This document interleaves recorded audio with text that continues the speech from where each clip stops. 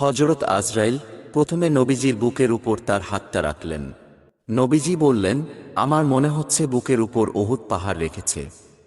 নবীজি বললেন, কি রাখলে আমার বুকের উপর?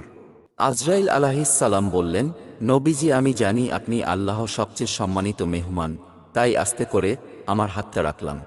নবীজি বললেন, তোমার আস্তে করে রাখা হাতের যন্ত্রণা যদি উহুদ পাহাড় রাখা সমপরিমাণ কষ্ট হয়, না জানি কত কষ্ট মৃত্যুর যন্ত্রণা। নবীজি বললেন, হে আজরাইল আজকে কথা দাও, মৃত্যুর যত কষ্ট আজকে আমাকে দিয়ে দাও, তবু আমার দুর্বল উম্মতকে মৃত্যুর কষ্ট দিও না। আজরাইল বললেন, হে নবী, আমি যেহেতু জান কবজ করব আমি বলে দেই, আপনি আপনার উম্মতকে বলে দেন তারা যেন ৫ ওয়াক্ত ফরজ নামাজের পর আয়াতুল কুরসি পাঠ করে। আমি কথা দিলাম তারা মরণের কষ্ট তখন টের পাবে না। আয়াতুল কুরসির ফজিলত। ১ আয়াতুল কুরসি পড়ে বাড়ি থেকে বের হলে ৭০,০০০ ফেরেশতা চতুর্দিক থেকে তাকে রক্ষা করে।